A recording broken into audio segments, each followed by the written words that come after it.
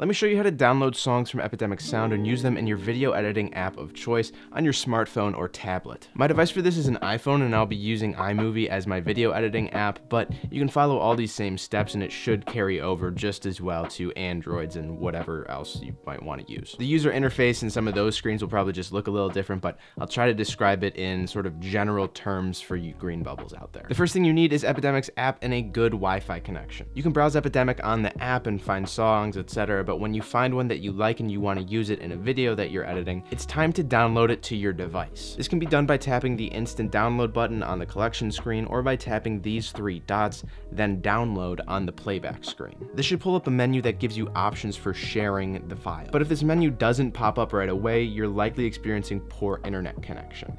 Give it about 30 seconds to see if it'll download, but if it goes any further than that, I would just troubleshoot your internet connection. That's probably where the issue is. Now from this screen, you can directly drop the song onto your editing project. In this case, the tutorial is totally done, have fun. Or you can save the song to your files to access it later or use the song in multiple projects. In this case, tap to save the song to your files app, and I like to have a subfolder here where I keep all of my music for future reference. Finalize the save and then navigate to your editing app. Inside the app, do whatever steps you need to add media. This is just tapping this little plus icon for me. Then look through your device's files to add the song and tap it to add it. It might automatically drop in, it might add to a media bin, whatever your editing software does.